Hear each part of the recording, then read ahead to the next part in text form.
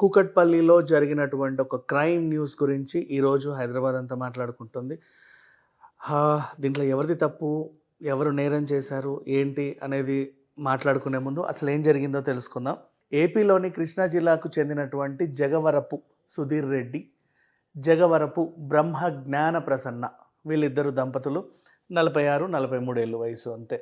వీళ్ళకి 16 ఏళ్ళు, 13 ఏళ్ళు కలిగినటువంటి ఇద్దరు కుమారులు కూడా ఉన్నారు. ఏమైందో తెలియదు, నా మొగుడు ఎవరితోనో అక్రమ సంబంధం పెట్టుకున్నాడేమో అన్న అనుమానంలో బ్రహ్మజ్ఞాన ప్రసన్న బ్రతుకుతూ ఉంది. నేను లేని టైంలో మావిడ ఎవరితోనో అక్రమ సంబంధం పెట్టుకుందేమో అన్న అనుమానంలో ఈ సుధీర్ రెడ్డి బ్రతుకుతున్నాడు. ఇలా గత కొంతకాలంగా ఎప్పుడో వీళ్ళకి ఈ అనుమానాలు ఒకరి మీద ఒకరికైతే వచ్చాయి. గత కొంతకాలంగా వీళ్ళిద్దరు ఒకే ఇంట్లో ఉన్నా ఎవరూ సరిగ్గా మాట్లాడుకోవట్లేదు, ఎవరి పని వాళ్ళు చూసేసుకుంటున్నారు. అంటే ఒక ఇంట్లో ఉన్నా సరే, ఇప్పుడు ఆవిడ వచ్చి అక్కడ వండి పెట్టుద్ది, ఈయన తినేసి వెళ్తాడు, బట్టలు అక్కడ వేస్తే ఆవిడ తీసి ఇక్కడ పెట్టుద్ది, కానీ మాటలు ఉండవు. ఇలా వీళ్ళు బతుకుతున్నారు. ఎక్కడున్నారు అంటే మన కూకట్పల్లి దగ్గర ఈనాడు హైట్స్ అనే అపార్ట్మెంట్స్లో వీళ్ళు ఉంటున్నారు. ఈ మధ్యకాలంలో ఇతను తాగుడుకు బానిస అయ్యాడు. రోజు తాగొచ్చి ఇంట్లో ఈవిడ్ని వ్యక్తిగతంగా దూషిస్తూ, శారీరకంగా మానసికంగా హింసిస్తూ ఉండేవాడు. సేమ్ అలాగే ఈ మధ్యకాలంలో కూడా ఒకరోజు, అంటే 28 రోజుల క్రితం జరిగిన సిట్యువేషన్ ఇది. ఒక నెల రోజులు అవుతుంది.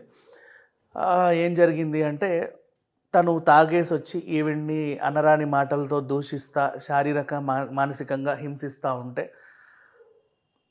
ఇతను కొట్టిన వెంటనే ఆవిడకు కూడా కోపం వచ్చి తను కూడా తిరిగి కొట్టింది. ఇలా ఇద్దరు కొట్లాడుకున్నారు. నన్నే కొడతావా అని చెప్పి ఆయన చేతికి వచ్చిందల్లా తీసి ఈవిడ మీదకి విసరడం, ఆవిడ కూడా అలాగే విసరడం జరుగుతూ ఉంటే ఇతను మెట్లపై నుంచి కింద పడ్డాడు.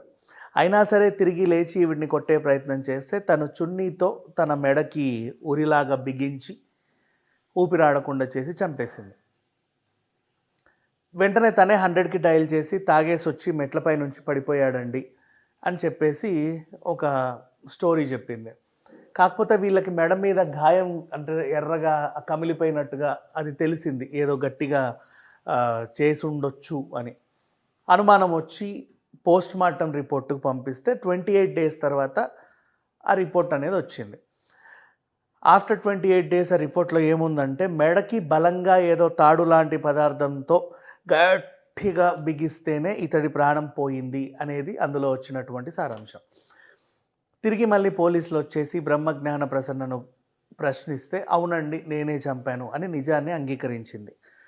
ఎందుకు చేయాల్సి వచ్చింది అంటే, నా మీద అనుమానంతో అతను నన్ను వేధిస్తూ ఉన్నాడు, మానసికంగా, శారీరకంగా, వ్యక్తిగతంగా దూషిస్తున్నాడు.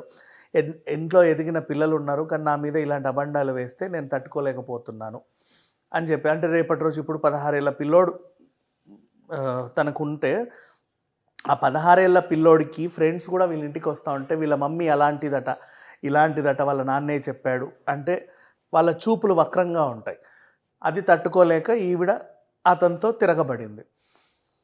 ఓవరాల్గా అయితే జరిగింది ఇది. కానీ ఇక్కడ సిట్యువేషన్ ఏంటంటే, ఎవరిది తప్పు అంటే, అఫ్కోర్స్ నేనే చంపాను అని నేరం అంగీకరించింది కాబట్టి ఈవిడ్ని అరెస్ట్ చేసి అయితే జైలుకి, రిమాండ్కి అయితే పంపిస్తారు. కాకపోతే ప్రతి ఇంట్లో ఇప్పుడు ఒకవేళ అదే ఘర్షణలో ఈవిడ చనిపోయి ఉంటే ఇతనికి ఇంకా తీవ్రమైన శిక్షలు పడేవి. ఏదేమైనా భార్యాభర్తలు ఇంట్లో ఉన్నప్పుడు మీ మధ్య గొడవలు, అంటే మాట పెరుగుతుంది అనుకుంటే ఇట్స్ బెటర్ మీ తల్లిదండ్రుల దగ్గరికి వెళ్ళి చెప్పి, పెద్ద మనుషుల్ని దగ్గర కూర్చోబెట్టి మాట్లాడించుకుంటే మంచిది. సమస్య అంటే తీవ్రతరం కాకుండా ఉంటుంది. అలా కాకుండా తాగేసి వచ్చి ఒకరి మీద ఒకరు కొట్టేసుకొని ఇష్టం ఉన్నట్టు మాట్లాడుకొని, నేను పురుషుణ్ణి, నేను మగాడిని, నేను సంపాదించిందే నువ్వు తింటున్నావు అంటే, ఈయన దగ్గరున్న ఒక ఫార్మాక్యూటికల్ కంపెనీలో పనిచేస్తే ఈవిడ ఇంట్లోనే ఉంటుంది, హౌస్ వైఫ్, నేను తెచ్చేదే నువ్వు తింటున్నావు, ఇలా అని రకరకాల మాటలు అంటే సరే వాళ్ళు కూడా భరించలేరు. ఆ పెళ్ళికి టైంలో నీకు అంత ఇచ్చాను, ఇంత ఇచ్చాను, నీ బదులు నేను వాళ్ళని చేసుకున్నా బాగుండేది, వీళ్ళని చేసుకున్నా బాగుండేది అని వీళ్ళు అంటూ ఉంటారు. ఇట్లాంటి విషయాల్లోనే తరచుగా తగాదాలు అవుతూ ఉంటాయి. ఆ ఎదిగే పిల్లల మైండ్లో కూడా ఇలాంటివి బలంగా నాటుకుపోవడం వల్ల వాళ్ళు కూడా మానసికంగా కుంగిపోతారు, లేదా ఏదైనా క్రైమ్కి అలవాటు పడతారు. సో ఎవరింట్లో అయినా సరే గొడవలు ఉన్నప్పుడు, కుకట్పల్లి ఇన్సిడెంట్ చూస్తే ఇప్పుడు ఆవిడని నేను హంతకురాలుగా అయితే చూడదలుచుకోలేదు. వై? బికాజ్ ఘర్షణలో ఇద్దరూ ఘర్షణ పడ్డారు, గొడవ పడ్డారు. అతను మద్యం మత్తులో ఉన్నాడు కాబట్టి ఆవేశంలో ఊగిపోతూ మెట్లపై నుంచి జారిపడ్డాడు. అదే అదునుగా తీసుకొని ఈవిడ అప్పటి వరకు అతని చేత కొట్టించుకుంటున్న ఈవిడ సడన్గా అవకాశం దొరికింది కాబట్టి ఇతన్ని ఆ ఆవేశంలో చంపేయాలనుకుంది. చంపకపోతే ఇతను తనని చంపేస్తాడేమో అన్న ఆత్మరక్షణకు పాల్పడింది లాగానే ఉందే తప్పితే వేరే ఏం తెలియట్లేదు. బట్ ఏదేమైనా మిగతా వాళ్ళు కూడా ఇంట్లో గొడవలు అవుతున్నాయి అంటే దయచేసి మీ పేరెంట్స్ ఎంత వయసు ఉన్నాయి, ఇప్పుడు ఆల్రెడీ సగం జీవితాన్ని చూసేసారు వీళ్ళు, 47, 46, 43 వయసులు అంటే. ఇంట్లో పెద్దవాళ్ళ దగ్గరికి వెళ్ళి ఇట్లా కూర్చొని తను నా మీద అనుమానం పెంచుకున్నాడు, ఇద్దరు మాట్లాడుకుంటారు. ఎందుకయ్యా ఆవిడ మీద అనుమానం పెంచుకున్నావు, నీ దగ్గర ఉన్న ఆధారాలు ఏంటి, ఇదిగోండి ఎవరితోనో చాట్ చేస్తుంది, ఏ అమ్మాయి ఎందుకు అలా చాట్ చేసావు, కాదండి అది ఆ చాట్ అది కాదు ఇది కాదు ఏదో మాట్లాడుకుంటారు. లేదు నువ్వెందుకు అతని మీద అనుమానపడుతున్నావు అంటే ఇంత ముందులా లేడు, ఇప్పుడు ఎటో వెళ్తున్నాడు, ఎవరితోన్నా చూసావా, ఏమన్నా చేసావా, ఇట్లాంటివి ఏమైనా వ్యవహారాలు ఉంటే అక్కడ సద్దుమణుగుతాయి. నిజంగానే లేదు వీళ్ళకి అక్రమ సంబంధాలు ఉన్నాయి అంటే ఒక మ్యూచువల్ అండర్స్టాండింగ్తో ఇద్దరు విడిపోయి విడివిడిగా కూడా బ్రతకొచ్చు. కాకపోతే ఇట్లా ఒకరినొకరు దూషించుకోవడం, ఒకరి మీద ఒకరు పడి తన్నుకోవడం, ఇట్లాంటివి చూస్తేనే ఆవేశంలో క్షణికావేశంలో ఏదో జరుగుద్ది. ఇప్పుడు ఫర్ ఎగ్జాంపుల్ ఈయన మెట్ల మీద నుంచి పడ్డాడు, అదే బాల్కన్ నుంచి అవతల పడున్నాడు అనుకోండి, అతని ప్రాణం ఎక్కడో పోయేది. లేదా తోసుకుంటా ఉంటే కింద ఏ కత్తిపీటో లేకపోతే ఏదో ఉంటుంది, తల ఏదైనా బలమైన దానికి తగిలిందనుకోండి అక్కడ ప్రాణం పోతుంది.